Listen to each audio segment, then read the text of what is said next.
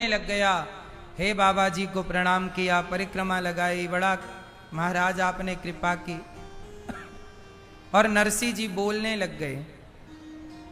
नरसिंह जी अब क्या बोलते, ज्यादा नहीं बोलते, हर जगह बस नरसिंह जी बोलते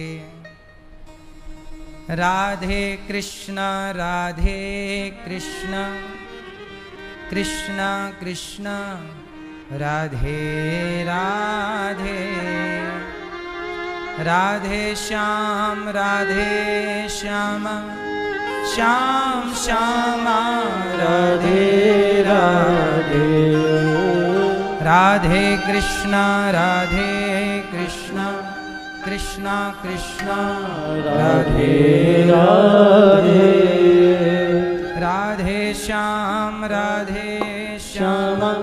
श्याम राधे राधे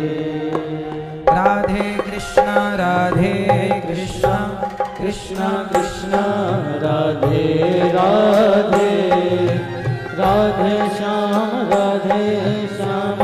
श्याम राधे राधे राधे कृष्ण कृष्ण कृष्ण राधे राधे राधे श्याम श्याम राधे राधे राधे कृष्ण कृष्ण कृष्ण राधे राधे राधे श्याम श्याम राधे राधे राधे कृष्ण कृष्ण कृष्ण राधे राधे राधे राधे श्याम श्याम राधे राधे राधे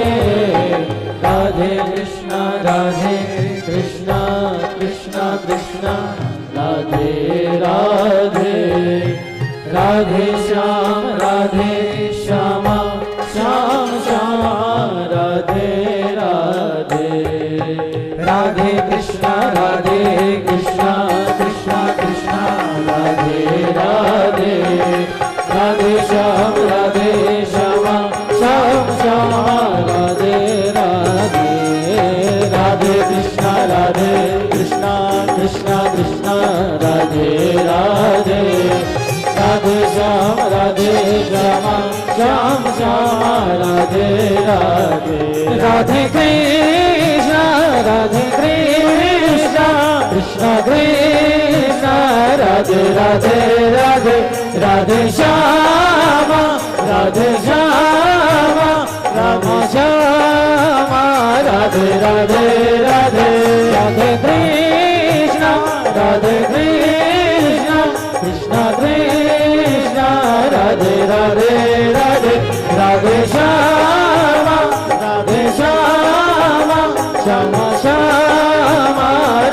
राधे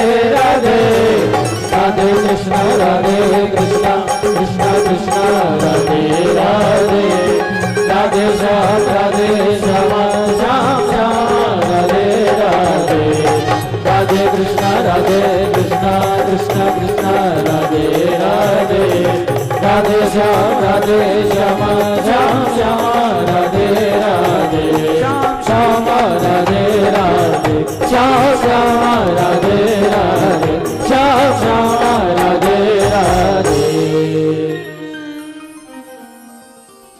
नरसिंह जी राधे कृष्ण कृष्ण कृष्ण राधे राधे राधे श्याम श्याम राधे राधे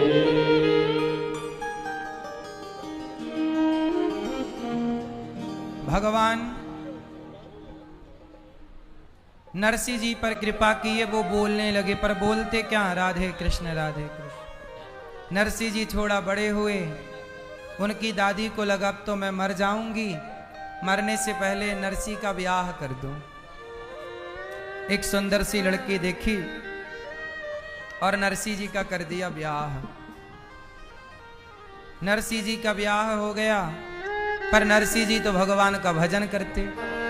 इनके बड़े भैया थे, वो सरकारी कार्यकर्ता थे, तो सरकारी काम में पैसा मिलता तो भैया पैसा लाते, भाभी बनाती और मस्त नरसी जी खाते। एक दिन नरसी जी को डांट पड़ गई, भाभी ने डांटा। नरसी जी ने कहा, भाभी माँ वो थोड़ा गरम गरम फूली फूली जरा रोटी दे दो। तो भाभी बोली, करता धरता कुछ नहीं है, पड़ा पड़ा तुझे फूली फूली रोटी चाहिए। बासी रोटियां ला के रख दी भाभी माँ ने, ये खा, कुछ काम तो करता नहीं, पैसा कमाता नहीं है, अभी तो अकेला था, अब लुगाई और ले आया, तेरी लुगाई को भी खवाऊं, तुझे भी खवाऊं, तेरे बाप का ठेका ले रखा है। ऐसे बोल दिया तो नरसी जी बेचारे घर से चले गए। जंगल में एक शिव जी का मंदिर था, शिव जी के मंदिर पे पड़े रहे, शिव जी के ऊपर सिर रख करके। कई दिन बीत गए, माता पार्वती के संग शंकर जी निकले। शंकर जी ने कहा, पार्वती जी ने कहा, देखो कोई भक्त पड़ा है आपका, आपके शिवलिंग से लिपट करके। शंकर जी पहुंचे दर्शन देने। नरसी बेटा, नरसी जी बेहोश थे, शंकर जी की कृपा से होश आया। शंकर जी खड़े हैं साक्षात भोलेनाथ। नरसी बेटा, मैं तुम्हारी तपस्या से प्रसन्न हूं। सब लोग पानी चढ़ाते, दूध चढ़ाते, तुमने अपने आप को चढ़ा दिया है, मैं प्रसन्न हो गया। बेटा क्या चाहता है बोल। नरसी जी ने कहा, नरसी जी ने कहा, भोलेनाथ मुझको और कछु ना चाहिए, बस राधा कृष्ण मिलई दे। नरसी जी ने कहा, हे भोलेनाथ हमें मुझको और कछु ना चाहिए, बस राधा कृष्ण मिलई दे। हे भोलेनाथ बस आप इतनी कृपा करो कि हमें राधा कृष्ण भगवान का दर्शन हो जाए, हमें और कुछ ना चाहिए, ऐसी कृपा कर दो। देखिए शंकर जी से भी क्या मांगा नरसी जी ने, पद पदार्थ नहीं मांगा, सोना चांदी नहीं मांगा, नहीं शंकर जी से क्या मांग सकते थे और शंकर जी सब दे दें, परंतु शंकर जी से क्या कहा, मुझको और कछु ना चाहिए, बस राधा कृष्ण मिलई दे। ऐसी कृपा करो भोलेनाथ कि हमें राधा कृष्ण भगवान का दर्शन हो जाए। ठीक है, शंकर जी बोले चलो। नरसी जी को ले गए और जहां बैकुंठ में गौलोक में भगवान रास रचाते हैं अपने गोपियों के संग, उस रास में शंकर जी नरसी को लेके पहुंच गए। शंकर जी को देखकर भगवान कृष्ण बोले, भोलेनाथ आओ, पर ये बताओ ये संसार का कौन प्राणी है, इसे क्यों ले आए। शंकर जी बोले, प्रभु मैं फंस गया इसके चक्कर में। कैसे? बोले, इसने वरदान मांग लिया मेरे से कि मुझे कृष्ण भगवान का दर्शन कराओ, राधा कृष्ण का। अब जब वरदान ही मांग लिया तो मैं कैसे मना करता, मुझे लाना पड़ा। ये पहली बार हुआ कि धरती का कोई मनुष्य शरीर के साथ बैकुंठ पहुंचा हो। सोचिए, नरसी जी की भक्ति ने उन्हें बैकुंठ पहुंचा दिया। तब भगवान ने कहा, नरसी आओ, अपने रास में सम्मिलित किया, दर्शन दिया। नरसी को गले लगाया भगवान ने और कहा, नरसी जाओ,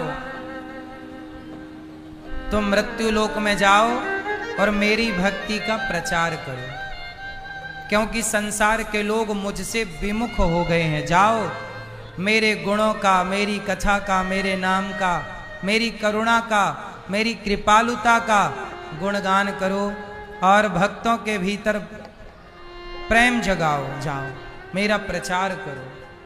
तो नरसी जी भगवान की आज्ञा से, प्रभु क्या आपके बैकुंठ आकर भी क्या आपको छोड़कर जाना पड़ेगा? भगवान बोले, छोड़कर नहीं, घुंघरू बांध दी भगवान ने, ये घुंघरू ले लो, और केदार राग दे दिया। जब तुम ये केदार राग गाओगे तब तुम मुझे अपने पास पाओगे, जाओ। नरसिंह जी सोचिए कौन है, कोई सामान्य है क्या? कोई भी भक्त सामान्य नहीं होता। भगवान अपने बैकुंठ से ही भक्तों को भेजते हैं भक्ति का प्रचार करने के लिए। इसलिए इस धरती पर जितने भगवान के प्रचारक हैं ये सब भगवान के ही परिकर हैं, भगवान के ही धाम से आए हुए भक्त हैं, जो यहाँ पर केवल भक्ति का प्रचार कर रहे हैं। जन जन में भगवान के नाम को, कथा को यश गान करके लोगों के हृदय में भक्ति का दीपक जलाकर प्रचार कर रहे हैं। और बस ये काम करके नरसिंह जी आए, वापस आए, खूब प्रचार किया। नरसिंह जी की पत्नी थी, उनकी एक बेटी हुई। जब बेटी हुई तो उसका ब्याह कर दिया, पर ब्याह जिसके घर में हुआ वो लोग बड़े लालची लोग थे। जब नरसिंह जी की बेटी हुई तो मायरा भरने के लिए जाना था, तो इतना सामान लिखकर भेजा समधन पक्ष ने कि ये लाओ, ये लाओ, ये लाओ, ये लाओ, ये लाओ। नरसिंह जी तो गाड़ी में भरे चंदन वंदन तुम्बा तुम्बी चल पड़े। और नरसिंह जी आज अंजार नगर जा रहे हैं मायरा भरने, और गाड़ी में भरे चंदन है, तुम्बा तुम्बी भरे हैं। गाड़ी तक नहीं थी उनके पास, बैलगाड़ी। किसी के घर से बैलगाड़ी का चक्का मांगा, पहिया, किसी के घर से बैल मांगे तो लोग बूढ़े बैल दे दिए। किसी ने चक्का दिया तो एक चक्का छोटा एक चक्का बड़ा, तो टेढ़ी टापटी गाड़ी चली। पर नरसिंह जी बोले चलो भगवान की गाड़ी भगवान पहुंचाएंगे। गांव से 10-5 किलोमीटर दूर ही चले थे कि आधी रात को जंगल में गाड़ी का पहिया ही टूट गया पुराना। जब गाड़ी का पहिया टूटा तब नरसिंह जी ने बुलाया।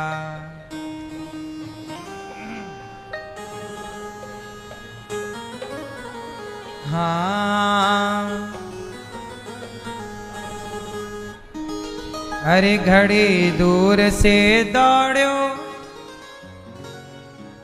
थारी गाडूली के लाल। अरे घड़ी दूर से दौड़ो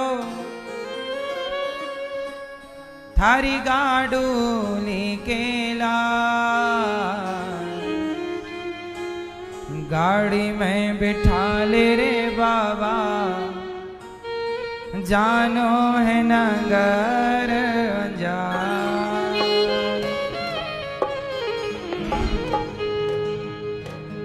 जब गाड़ी टूटी तो किसे बुलाया नरसिंह जी ने? सच बताएं, भक्त किसे बुलाता है? भक्त के पास भगवान के सिवा कोई है कहां? आपके पास यदि कोई है तो आप गलत हैं। यदि आपके पास कोई नहीं है एक भगवान के सिवा तो आप सही हैं। अरे घड़ी, जब नरसिंह जी ने कहा हे भगवान गाड़ी टूट गई, तब भगवान ने आवाज लगाई, रूप बदल कर आए। बाबा, ओ भैया नरसिंह जी, अरे घड़ी दो। घड़ी मतलब दूर से, ये राजस्थान की भाषा है। अरे घड़ी दूर से दौड़ो थारी गाडूली के लाल। अरे गाडूली के लाल, गाड़ी में बिठा ले रे बाबा। भगवान बोले भैया हम जा रहे हैं, रास्ता भटक गए, तुम्हारी गाड़ी में हमें भी बिठा लो। नरसिंह जी बोले हमारी तो गाड़ी टूट गई, आप कह रहे हो बिठा लो। तो भगवान बोले हम गाड़ी बना देंगे तो बिठा लोगे? देखो भगवान कह रहे हैं बाबा गाड़ी में बिठा ले रे बाबा, जानो है नगर अंजार। गाड़ों में बिठा ले रे बाबा, जानो है नगर अंजार। गाड़ी में बिठा ले रे बाबा, जानो है नगर अंजार। गाड़ी में बिठा ले रे बाबा, जानो है नगर अंजार। बड़े दूर से दौड़ो हर गाडोली के लाल, अरर गाडोली के लाल, अरर गाडोली के लाल। गाड़ी में बिठा ले रे बाबा, जानो है नगर अंजार। ओ गाड़ी में बिठा ले रे बाबा, जानो है नगर अंजार।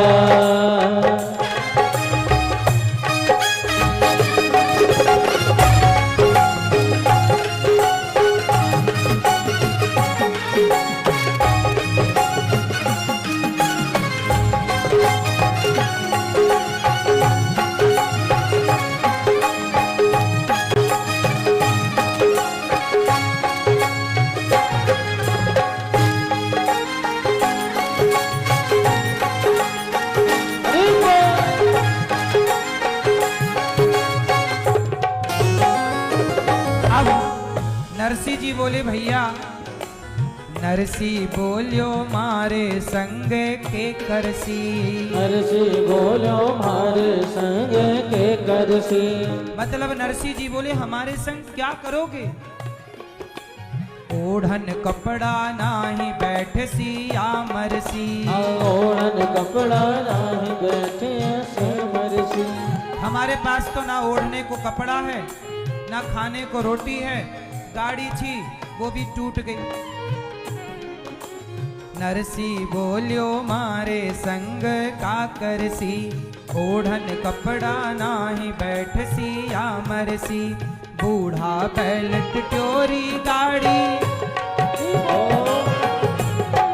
सुनो बूढ़ा बैल, हमारे तो बैल भी, बूढ़ा बैल टिटोरी गाड़ी मतलब टूटी गाड़ी। बूढ़ा बैल टिटोरी गाड़ी पैदल जावे हाँ, अरर पैदल जावे हाँ, अरर पैदल जावे हाँ। गाड़ी में बिठा ले रे बाबा, जानो है नगर अंजार। गाड़ी में बिठा ले रे बाबा, जानो है नगर अंजार।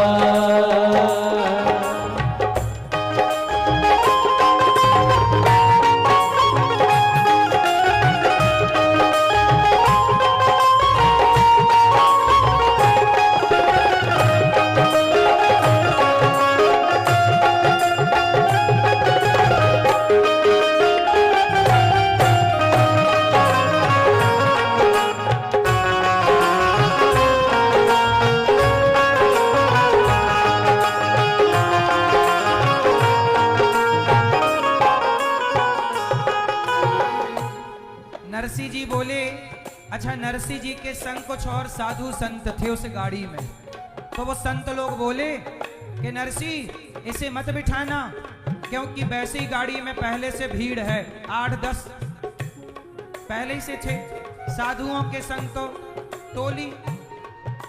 और सुनो, यदि ये बैठ गया तो हमारे गाड़ी में जो तुम्बा तुम्बी रखे हैं, तुम्बा समझते हैं ना,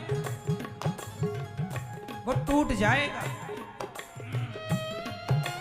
ज्ञान दास जी कवे के गाडुली तोड़ेगा, ज्ञान दास जी कवे के गाड़ी तोड़ेगा। हमारी गाड़ी पहले से टूटी है, ये बैठ जाएगा तो और टूट जाएगी। ज्ञान दास जी कवे गाडुली तोड़ेगा, ज्ञान दास जी कवे गाड़ी तोड़ेगा। ज्ञान दास जी कवे तुमड़ा फोड़ेगा, ज्ञान दास जी कवे तुमड़ा फोड़ेगा। खड़ी भीड़ में टूट जावे मारो एक तारा रो तार, अरररर एक तारा रोता, अरररर एक तारा रोता। गाड़ी में बिठा ले रे बाबा, जानो है नगर अंजार। गाड़ी में बिठा ले रे बाबा, जानो है नगर अजार।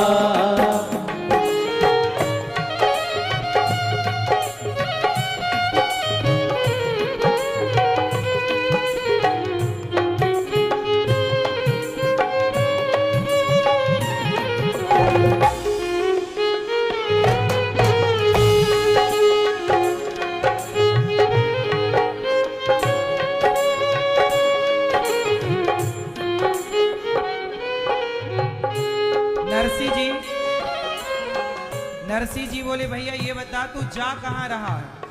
तब भगवान बोले, वो सामान्य रूप में आए।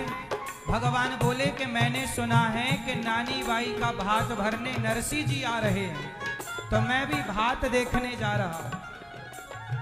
नरसिंह जी बोले राम राम, तूने गलत सुना, मैं ही नरसिंह हूं और ये गाड़ी में भरा सामान ही भात है।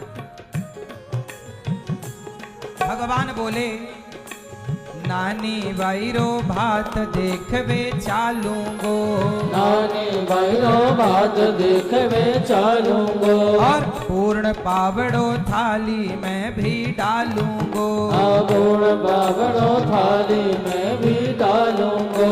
तो ये 4 दिन चोखा चोखा जीमो जी मटियार, अरररर जीमो जी मटियार, अरररर जीमो जी मटियार। गाड़ी में बिठा ले रे बाबा, जानो है नगर अंजार।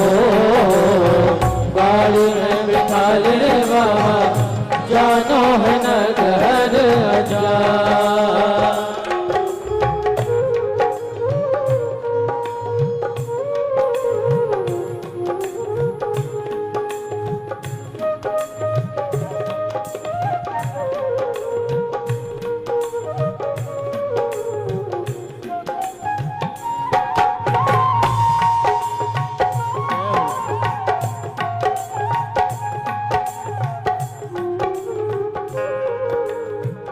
भगवान बोले नरसिंह जी आप आज्ञा करो तो मैं आपकी गाड़ी सुधार दूं। मेरे से गाड़ी सुधारनी आती है, जिनकी गाड़ी टूटती है मैं ही बनाता हूं। तो नरसिंह जी बोले अच्छा बनाओ। भगवान ने हाथ लगाया, भगवान तो भगवान थे, तो टूटी गाड़ी भी तो आज विमान बनी, टूटी गाड़ी भी तो आज विमान बनी। नरसिंह गावे भजन सुने खुद शाम धड़ी, नरसिंह गावे भजन सुने खुद शाम घड़ी। नरसिंह जी कहते हैं भैया तुमने गाड़ी तो अच्छी बना दी, पर ये बताओ पैसा कितना लोगे। भगवान बोले तुम हमें भजन सुना दो, यही दाम है। टूटी गाड़ी भी तो आज विमान बनी, नरसिंह गावे भजन सुने खुद शाम धड़ी। और सूर्या सगला पीठ थपेड़े जीव तोरे मुटियार, अरररर जीव तोरे मुटियार, अरररर जीव तोरे मुटियार। गाड़ी में बिठा ले रे बाबा, जानो है नगर हो। गाड़ी में बिठा ले रे बाबा, जानो है नगर घड़ी दूर से दौड़ो थारी गाडोली के लाल, अरररर गाडोली के लाल, अरररर गाडोली के लाल। गाड़ी में बिठा ले रे बाबा, जानो है नगर अंजार। गाड़ी में बिठा ले रे बाबा, जानो है नगर अंजार। गाड़ी में बिठा ले रे बाबा, जानो है नगर अंजार। गाड़ी में बिठा ले रे बाबा, जानो है नगर अंजार।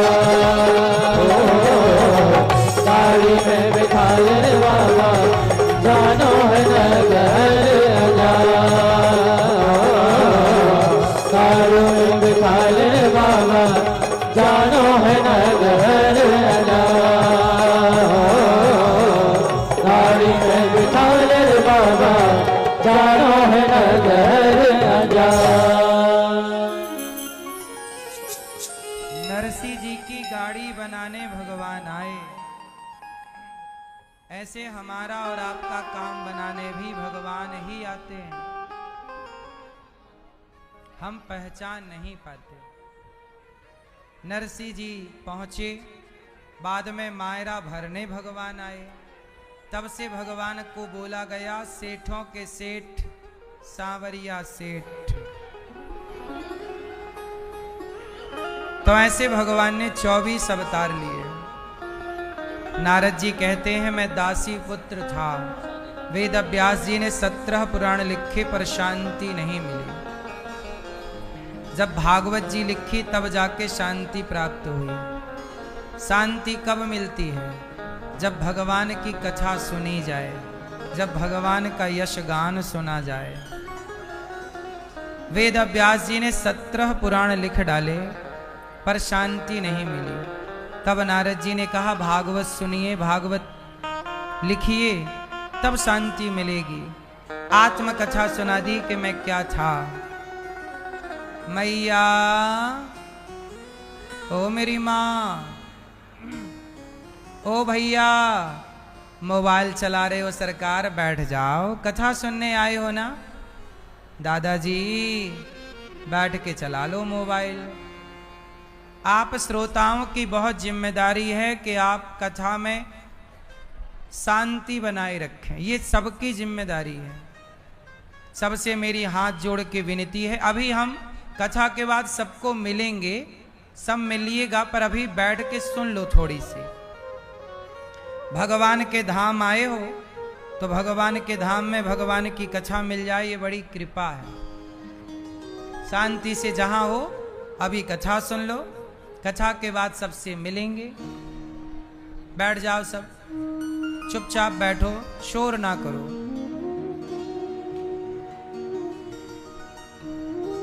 नारद जी ने कहा कि मैं दासी का बेटा था, पर संतों की कृपा, भगवान की कृपा से मैं आज भगवान ब्रह्मा का बेटा बनके और भगवान का गुणगान गा रहा हूं। ये संतों की सेवा का परिणाम है। वेद व्यास जी ने भागवत की रचना की। भागवत प्रेम का ग्रंथ है। सर्व वेदेतिहासानाम सारम सारम समुद्रतम, सभी का सार भागवत जी में है। सब तरह से जब नारद जी महाराज ने कहा कि भागवत की रचना की जाए, तब वेद व्यास जी ने अपनी कलम उठाई और भागवत जी की शुरुआत की।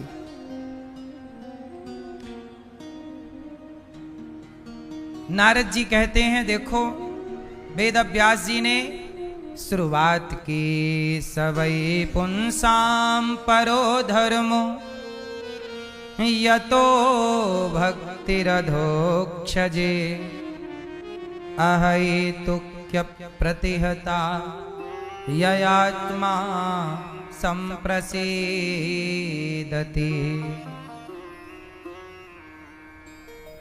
सब मनुष्यों के लिए सर्वश्रेष्ठ धर्म वही है जिससे भगवान श्री कृष्ण की भक्ति हो।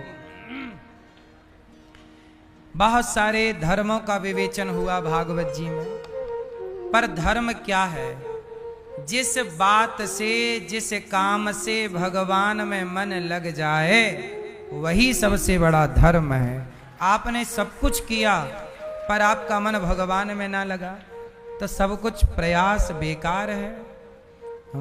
वासुदेव परा वेदा वासुदेव परा मखा वासुदेव परा योगा वासुदेव परा क्रिया। कृष्ण ही योग है, कृष्ण ही सब कुछ है, वेद ही कृष्ण है। इस तरह से भगवान के अवतारों का वर्णन हुआ। नारद जी ने सब कुछ कहा। इसके बाद की चर्चा बड़ी अद्भुत। वेद व्यास जी ने महाभारत से स्टार्ट किया भागवत जी को।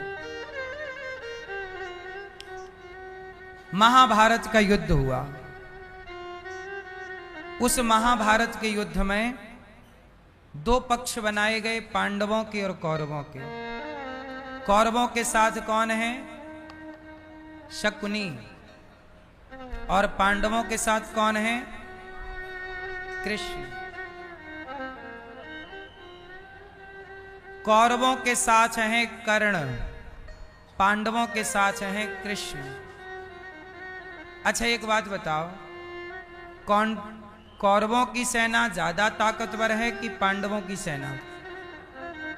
जोर से। शक्ति ज्यादा किसमें है? जोर से मैया। किसकी सेना में ज्यादा ताकत है? कौरवों की सेना। शक्तिशाली कौरव हैं, कौरवों की संख्या भी ज्यादा है। कौरवों की शक्ति ज्यादा, संख्या ज्यादा।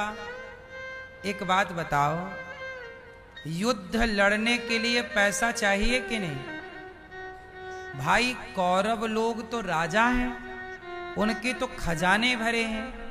पांडव लोग तो अभी 12 साल के वनवास से ना लौटे हैं, 1 वर्ष अज्ञातवास में रहे। इनके पास तो युद्ध लड़ने का पैसा भी नहीं है ना। बोलो, युद्ध करने में चाहिए ना पैसा, अस्त्र शस्त्र चाहिए। कौरवों की सेना बड़ी है, पांडवों की सेना छोटी है। कौरवों के पास पैसा है, अस्त्र शस्त्र हैं, पांडवों के पास सेना भी नहीं है। और भाई सैनिकों को पैसा चाहिए तब ना लड़ेंगे। अब पांडव तो 12 साल से जंगल में लौटे, पांडवों के संपत्ति पर तो कौरवों ने पहले ही कब्जा कर रखा। इंद्रप्रस्थ पर सबना कब्जा कर लिया है, क्या बचा है? पांडवों की शक्ति नहीं है। पर एक प्लस पॉइंट है पांडवों के साथ, कि पांडवों के साथ भगवान है। कौन है? जीतता वो नहीं है जिसकी ताकत ज्यादा होती है, जीतता हमेशा वो है जिसके पास धर्म की ताकत है। और जिस पक्ष में, अब बताओ, कौरव और पांडव दोनों में धर्म किस ओर था? शक्ति तो कौरवों की तरफ थी, पर धर्म। इसलिए कहता हूं, शक्ति अपना अलग विषय है। शक्तिशाली लोग मुंह के बल गिर सकते हैं, पर धर्म वाला व्यक्ति कभी मुंह के बल नहीं गिरेगा। धर्मो रक्षति रक्षिता। धर्म किसी भी परिस्थिति में किसी को नहीं छोड़ना चाहिए। पांडव लोग 12 साल वनवास में रहे, पर उन्होंने अपना धर्म नहीं छोड़ा। पांडव लोग धर्म नहीं छोड़ते। आप लोगों के जीवन में जरा भी संकट आए, जरा कष्ट आए, तो आप धर्म ही छोड़ देते हैं। भगवान श्री कृष्ण ने पूरे महाभारत में किसको प्रधानता दी? धर्म को। किसको प्रधानता दी? धर्म को। कौरवों ने अभिमन्यु को मार दिया अधर्म से। कौरवों ने अभिमन्यु को मार दिया, बोलो, अधर्म से। जब कौरवों ने अभिमन्यु को अधर्म से मारा, एक योद्धा से एक ही योद्धा युद्ध करेगा, लेकिन अभिमन्यु से 7 महारथियों ने युद्ध किया। तो धर्म को तोड़ दिया ना कौरवों ने, धर्म की मर्यादा तोड़ दी, अधर्म का साथ दिया, अधर्म से मारा अभिमन्यु को।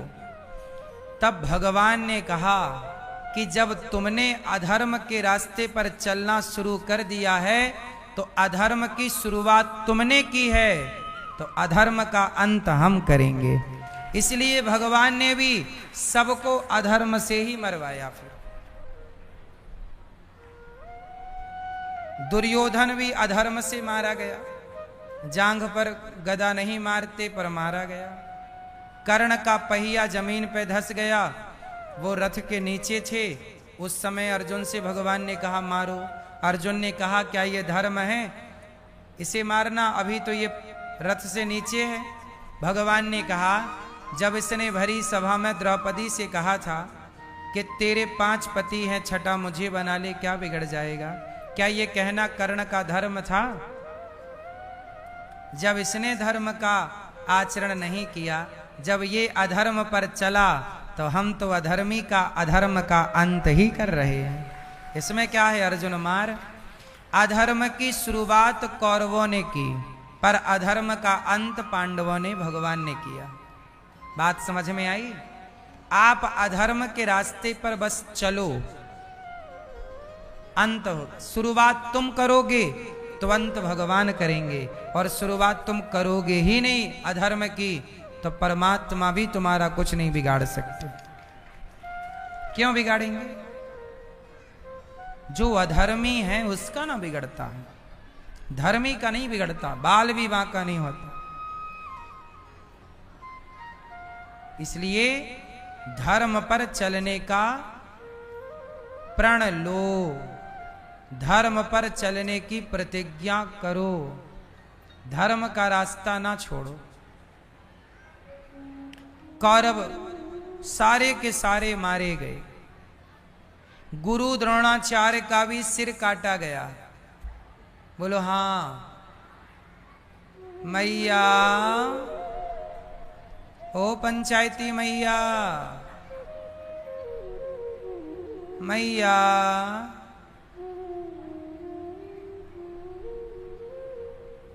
ये बताओ गुरु द्रोणाचार्य ने अधर्म किया कि नहीं? क्या किया धर्म बताओ? गुरु द्रोणाचार्य ने अपने शिष्य से अंगूठा मांग लिया। क्या ये धर्म था? उत्तर,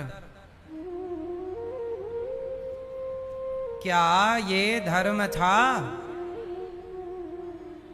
जब गुरु द्रोणाचार्य ने गुरु होके पक्षपात किया कि मेरे अर्जुन से बड़ा धनुर्धर कोई ना हो, जबकि गुरु द्रोणाचार्य यहां पर कुछ भाग में वो सही भी हैं पर कुछ भाग में वो गलत हैं।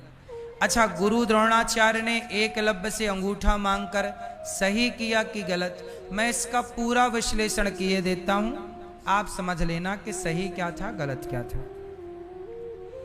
गुरु द्रोणाचार्य जी जानते थे कि आगे चल करके महाभारत होगा।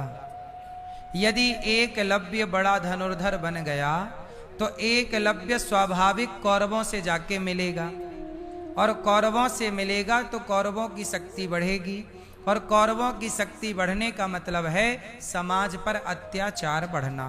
क्योंकि जब दुर्योधन जैसे लोग भरी सभा में अपनी भाभी के कपड़े उतार सकते हैं तो आम स्त्रियों के साथ ये क्या व्यवहार करेंगे? यदि इनके हाथ सत्ता लग जाए, इनके हाथ पावर लग जाए, तो ये तो समाज में जीने ना देंगे लोगों को। जब अपनी भाभी को वो निर्वस्त्र कर सकता है, भाभी द्रौपदी भाभी तो लगी ना, बड़े भैया धर्मराज की पत्नी है तो भाभी मां के समान होती है। जब ये भरी सभा में अपने भाभी के कपड़े उतार सकता है तो आम स्त्रियों के साथ क्या करेगा ये? तो गुरु द्रोणाचार्य को लगा कि यदि एकलव्य इतना बड़ा धनुर्धर बन गया और कहीं इसने दुर्योधन का साथ दिया तो दुर्योधन वैसे भी कर्ण की ताकत पे गरजता है। दुर्योधन कोई अपनी ताकत पे नहीं गरजता था, किसकी ताकत पे? कि मेरा मित्र कर्ण है, और उसे यदि एकलव्य और मिल जाता तो और अत्याचारी होता। इसलिए गुरु द्रोणाचार्य ने भविष्य को भांप लिया। भविष्य को बोलो, भांप लिया मतलब देख लिया, समझ लिया। इसलिए गुरु द्रोणाचार्य ने एकलव्य से कहा कि तुम अंगूठा दे दो, मतलब युद्ध ना करना किसी भी पक्ष से। एकलव्य ने दे दिया। एक पक्ष तो यह है कि गुरु द्रोणाचार्य समझ गए, क्योंकि एकलव्य जो था वो इतना बड़ा योद्धा बनता तो कर्ण की यही तो इच्छा थी कि मैं अर्जुन को मारूं, क्योंकि कर्ण यदि अर्जुन को मार देते तो धरती के सबसे श्रेष्ठ धनुर्धर कर्ण हो जाते, और एकलव्य भी अर्जुन को मारता तब वो श्रेष्ठ धनुर्धर, क्योंकि किसी को भी श्रेष्ठ बनने के लिए अर्जुन को मारना पड़ता। चाहे कर्ण श्रेष्ठ बनते तो अर्जुन को मारे बिना वो श्रेष्ठ नहीं बन सकते थे, या एकलव्य भी अर्जुन को मारे बिना श्रेष्ठ। दोनों तरफ से अर्जुन की मृत्यु थी, लेकिन अर्जुन भगवान की शरण में है तो भगवान ने रक्षा की। एकलव्य को इसलिए गुरु द्रोणाचार्य ने अंगूठा मांग लिया ताकि अर्जुन के भविष्य पर कोई खतरा ना हो, क्योंकि खतरा होता, भाई आज जरा सा फुंसी हुई है तो वो कल फोड़े का रूप बनाएगी, तो फुंसी कोई दबा देना समझदारी है, बड़ी ना होने पावे। तो ये फुंसी है एकलव्य, जो कल बड़ा खेल हो सकता है। इसलिए गुरु द्रोणाचार्य ने एकलव्य से अंगूठा मांगा। एक पक्ष तो ये है, ये गुरु द्रोणाचार्य का पक्ष है। अब दूसरा पक्ष देखिए कि गुरु द्रोणाचार्य ने, गुरु का धर्म होता है कि वो शिष्यों में पक्षपात ना करे।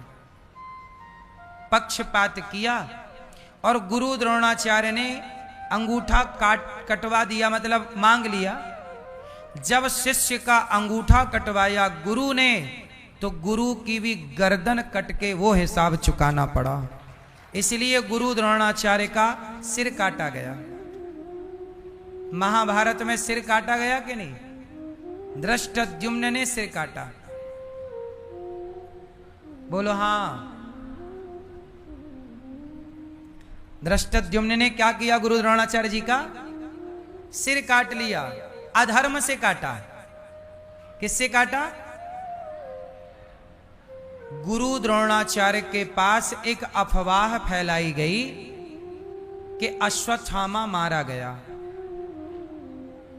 तो गुरु द्रोणाचार्य ने धर्मराज युधिष्ठिर से पूछा कि क्या अश्वत्थामा मारा गया? तो कह दिया भगवान ने भगवान कृष्ण ने धर्मराज युधिष्ठिर से कहा कह दो। धर्मराज बोले मैं झूठ नहीं बोलता। अरे तो एक काम करो, अश्वत्थामा नाम का एक हाथी था उसे मार दिया। बोले अब तो बोल दो कि अश्वत्थामा मारा गया। तो धर्मराज युधिष्ठिर ने कहा गुरुजी अश्वत्थामा मारा गया, और बाद में बोला नरोवा कुंजरोवा, वो हाथी है कि मनुष्य है। और जैसे ही वो नरोवा कुंजरोवा बोला भगवान ने जोर का शंख बजा दिया तो सुनाई नहीं पड़ा। इतना सुन पाए कि अश्वत्थामा, और उन्होंने तलवार धनुष छोड़ दिया पुत्र के वियोग में, जो कि हर पिता करता है। छोड़ दिया, दुख में डूब गए। उसी समय का फायदा उठाया धृष्टद्युम्न ने। गुरु द्रोणाचार्य ने एकलव्य का अंगूठा भी तो अधर्म से ही मांगा था। क्या शिष्य का अंगूठा मांगना धर्म था? जब आपने अधर्म किया है गुरुजी, तो फिर आपके साथ धर्म कैसे होगा? भले आप गुरु द्रोणाचार्य हैं, न्याय तो ईश्वर करता है ना। आप मत भूलिए कि कोई बैठा है जो हिसाब लेगा। अंगूठा कटवाया चेला का, तो गुरु को क्या कटवाना पड़ा? गर्दन कटवा के हिसाब चुकाना पड़ा। यही है ईश्वर की अदालत। तुम किसी का अंगूठा काटोगे तुम्हारी गर्दन कटेगी। ये न्याय, ये धर्म है। गलत को ईश्वर कभी स्वीकार नहीं करते, गलत को परमात्मा कभी बर्दाश्त। इसलिए मेरी माँ आपसे बार बार कहता हूं, गलत करने से बचो, हर गलत काम करने से डरो। कोई ना देख रहा हो तब भी ईश्वर देख रहे हैं। ये मत सोचिएगा कि आपको कोई देख नहीं रहा।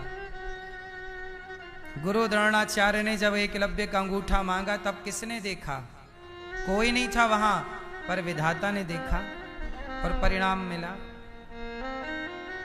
ईश्वर के घर देर है, अंधेर। प्रिय भक्तों,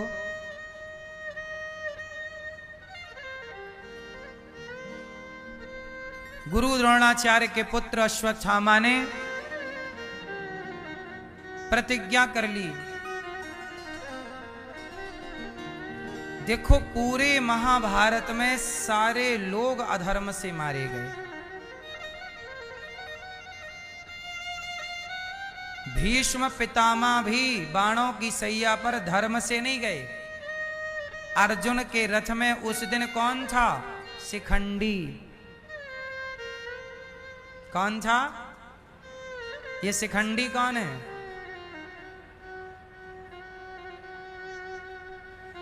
ये शिखंडी पिछले जन्म में भीष्म पितामह से विवाह करना चाहता था, पर भीष्म पितामह ने विवाह नहीं किया। कथा कुछ ऐसी है कि भीष्म पितामह के भाई थे चित्रांगद और विचित्रवीर्य।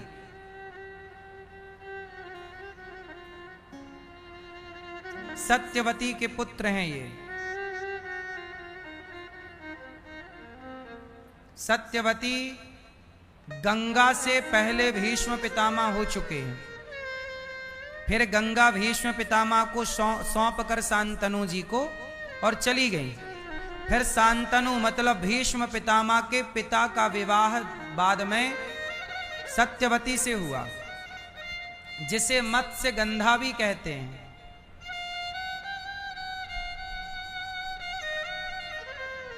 उन्हीं से, जिनसे महर्षि पराशर जी के द्वारा वेद व्यास जी प्रकट हुए हैं। तो सत्यवती का विवाह शांतनु जी से हुआ। कथा बड़ी लंबी है, पहले हमने कई बार विस्तार दिया है। तो फिर सत्यवती और शांतनु के द्वारा 2 संतानें हुई, चित्रांगद और विचित्रवीर्य। इनके लिए भीष्म पितामह ने एक राजा की बेटियां लेके आए कि तुम हमारे भाइयों से विवाह करो। तो 3 लाए, 3 में 2 तो अच्छा, वो 3 भीष्म इसलिए ले आए कि हमारे भाइयों को जो पसंद आएगी कर लेंगे, बाकी वापस। तो 3 ले आए, 3 में 2 तो ब्याह हो गया, पर 1 बची। अच्छा, वो एक करती थी किसी से प्यार, किसी राजा से, उस राजा से उसका विवाह होने वाला, पर पितामह ने अपहरण कर लिया। तो पितामह से कहा कि मैं उसको चाहती हूं, आप मुझे छोड़ दीजिए, मैं उस फलाने राजा के संग विवाह करूंगी। अब वो लौट करके उसके पास गई तो उस राजा ने मना कर दिया कि तेरा तो पितामह ने अपहरण कर लिया और दूसरे के हक को मैं स्वीकार नहीं करता, कि तुझे तो फलाने ने चुरा लिया, अपहरण कर लिया, अब तू मेरी अर्धांगिनी बनने के योग्य, अब तो दूसरे का हक है, मैं दूसरे का हक नहीं खाता, चल। भगा दिया। अब वो फिर दौड़ी दौड़ी पितामह के पास आई कि आपने मेरा हरण किया है, तो आप ही मेरा विवाह, आप ही मुझसे विवाह करो।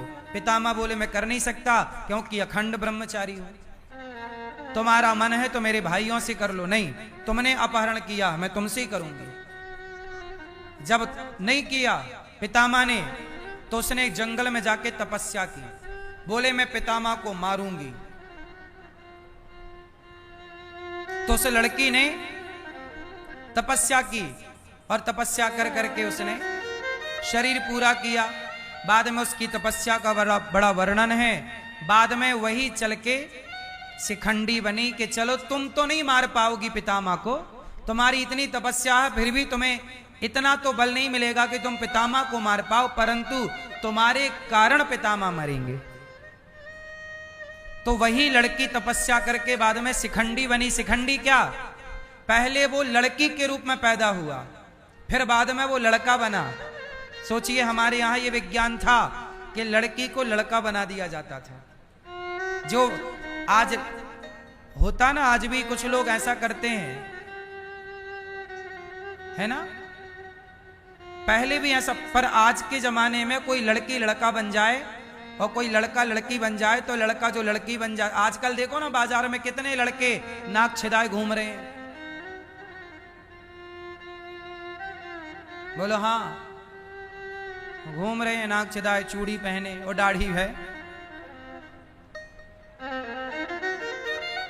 लड़की बने घूम रहे हैं। लेकिन कोई लड़का आज विज्ञान उसे लड़की बना दे तो वो बच्चा पैदा नहीं कर सकता, गर्भ में उसके बच्चा नहीं हो सकता। लेकिन पहले ऐसा था कि लड़की से जब लड़का बने शिखंडी तो वो किसी बच्चे के पिता भी बने।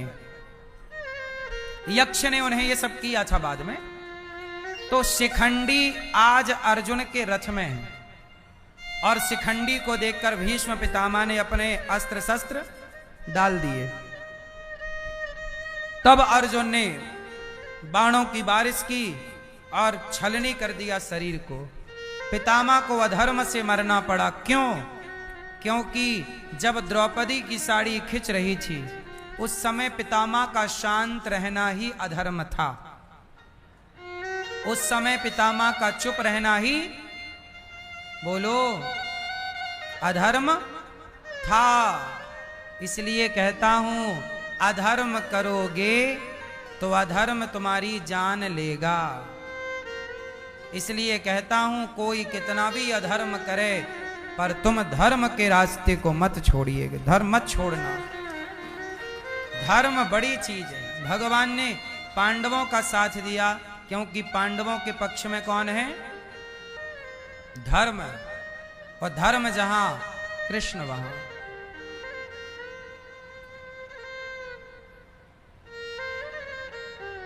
अब देखो महाभारत में, अच्छा ये बताओ महाभारत किसके कारण हुआ? कौन जिम्मेदार है पूरे महाभारत का? कौन जिम्मेदार है? जोर से। पूरे महाभारत में जिम्मेदार कौन है? क्यों हुआ महाभारत? भूमि का विवाद। किसका विवाद? भूमि का विवाद। यदि पांडवों को पांडवों का अधिकार कौरव दे देते, भगवान बोले थे कि पांडवों को 5 गांव दे दो। दुर्योधन बोला सुई की नोक बराबर भी नहीं दूंगा। जब आप किसी का हक छीनते हैं, जब आप किसी का हक मारते हैं तो परिणाम बुरा होता है। यही हुआ महाभारत में। पूरे महाभारत का एकमात्र काम था, धृतराष्ट्र यदि बंटवारा कर देते सही सही, पांडवों का इंद्रप्रस्थ जो छीना वो वापस दे देते तो महाभारत ना होता, सर्वनाश ना होता।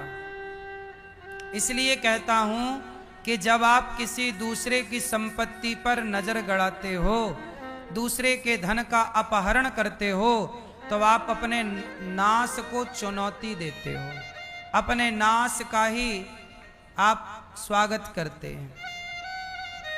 इसलिए पूरे महाभारत का मुख्य कारण है सही बंटवारा ना होना। इसलिए हम सबसे कहते हैं कि आप लोग मरने से पहले अपने बच्चों का बंटवारा कर दो। नहीं करोगे तो आपके मरने के बाद आपके बच्चे आपस में लड़के मर जाएंगे, जो कि संसार में देखने को मिल रहा है। भाई भाई आपस में लड़ रहे हैं, बाप मर तो गया पर बंटवारा नहीं किया। बंटवारा कर दिया होता तो झंझट ना होती। बोलो हाँ। इसलिए मरने से पहले आप लोग भी अपने बच्चों का बंटवारा कर दो। जो संपत्ति जिसे देनी है दोनों की राजी मर्जी से दे दो। थोड़ा बुढ़ापे में अपने पास बचा के रखो कि जो आपकी सेवा करेगा। पहले ही आप लिख के जाओ कि भाई इससे मिलना है, या दोनों को 50-50 लिख दो, ताकि तुम्हारे मरने के बाद कोई विवाद की स्थिति ना हो। क्योंकि झगड़े की जड़ है 3, जड़, जोरू और जमीन। झगड़े की जड़ 3, जड़ मतलब मूर्खता, जोरू मतलब पत्नी, जमीन मतलब जमीन जायदाद। ये झगड़े की जड़ 3 ही है। इसलिए झगड़ा ना हो, इसके लिए आप सबको बहुत समझदारी का परिचय देना चाहिए। बोलो हाँ। तो आप लोगों ने बंटवारा कर दिया कि नहीं?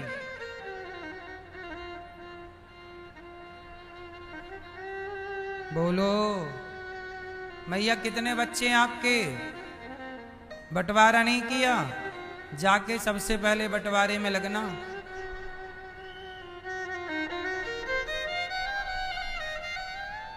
बंटवारा करना बच्चों का कि भाई ये तुम ले लो, ये तुम ले लो। दोनों की राजी मर्जी से बंटवारा करना, दोनों बच्चों की सहमति से। नहीं तो आपके घर में भी एक महाभारत खड़ा हो जाएगा। महाभारत इसलिए हुआ, इसलिए वेद व्यास जी ने महाभारत की घटना को लिखा, ताकि आने वाले लोग इस घटना को पढ़कर सबक लेते रहें कि ये गलतियां हम नहीं करेंगे, वरना हमारे घर में भी ये स्थिति उत्पन्न होगी। महाभारत में गुरु द्रोणाचार्य के पुत्र अश्वत्थामा ने दुर्योधन के कहने से द्रौपदी के 5 पुत्रों को मार दिया। माता शिशूनां निधनम, माता शिशूनां निधनम सुतानां निशम्य घोरम परितप्यमाना। जब द्रौपदी को पता लगा कि मेरे 5 पुत्रों को अश्वत्थामा ने मार दिया, तब द्रौपदी ने रोते हुए अर्जुन की ओर देखा, कहा पुत्रों की हत्या कर दी।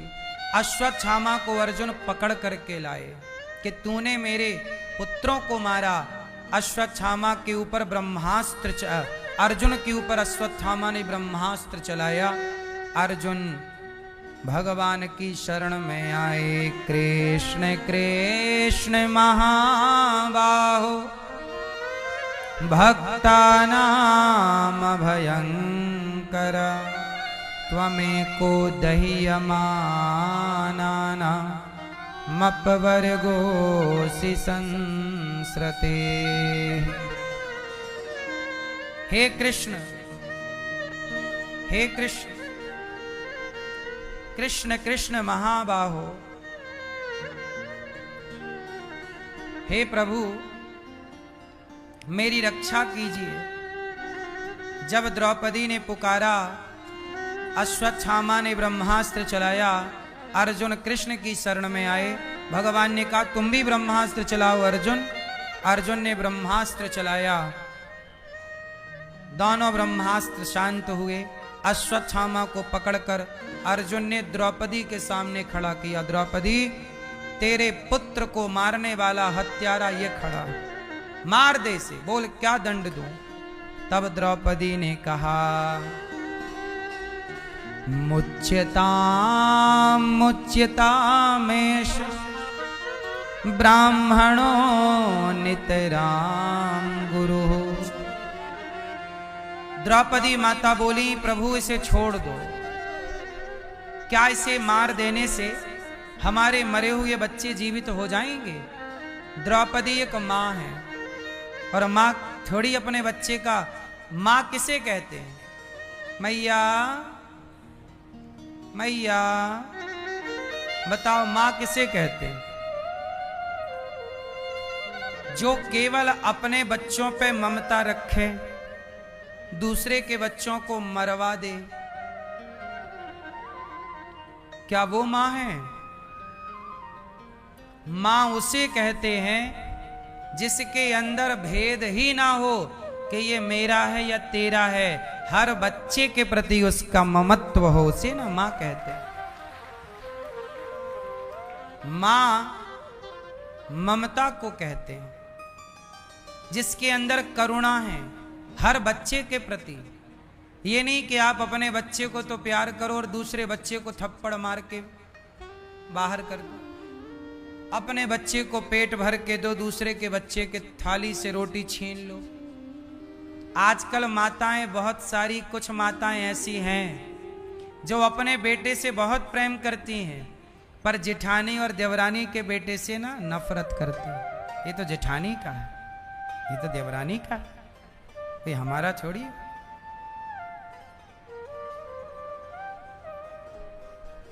अपने जेठानी और देवरानी के बच्चे के प्रति घृणा है। अपने बेटे को दूध देगी तो मलाई डाल के देगी, और जेठानी के बेटे को देगी तो उससे मलाई हटा के देगी, मेरे बेटे की गिलास में जाना चाहिए। स्त्रियों के अंदर भी, कुछ स्त्रियों के अंदर कपट तो होता है। बोलो हाँ। ये स्त्रियां घर बैठे ही बेचारी पाप कमाती रहती हैं, कपट कर करके। अब जरा सी मलाई से कौन सा तुम्हारा बच्चा ताकतवर हो जाएगा कि बिना मलाई के तुम्हारी जेठानी का बेटा कौन सा कमजोर होगा? होना कुछ नहीं उस मलाई से, लेकिन वो मलाई ये बता रही है कि आपके मन में कपट तो है, और वो कपट जो है वही पाप है, उसी का नाम पाप है। बोलो हाँ। कम से कम बच्चों में तो भेद ना करो। तुम मां हो, तुम्हारे लिए तो सारे बच्चे एक से होने चाहिए, पर कलयुग तो है ही ना। कलयुग का प्रभाव कहां जाएगा? आजकल लोग अपने बच्चों की लड़ाई में खुद कूद पड़ते हैं, तेरे बेटे ने, तेरे बेटे ने। पुरुष को भी बच्चों की बातों में इन्वॉल्व नहीं होना चाहिए। बच्चे लड़ें, समझाओ समझाओ। कुछ माताएं, कुछ पत्नियां ऐसी हैं जो अपने बच्चे से कहती हैं, बेटा दादी से बात मत करना, दादी गंदी है। बड़ी मां से बात मत करना, बड़ी मां गंदी है। चाची से बात मत करना, चाची गंदी है। तो आप अपने बेटे को क्या पढ़ा रही हो मेरी मां? सुना नहीं क्या कि बच्चों में ईश्वर का वास होता है? आपने उस बच्चे को ना दुत्कार के भगा दिया, परमात्मा को ही आपने दुत्कार के भगा दिया। चल अब बताओ, गौरी गोपाल में कोई भी भक्त आता है, सबको पेट भर भोजन मिलता है कि नहीं? बच्चा हो, बूढ़ा हो, सबको मिलता है। क्या हम यहां किसी को भोजन दे रहे हो और किसी को ना दे रहे हो, क्या ये भेद हम कर रहे हैं?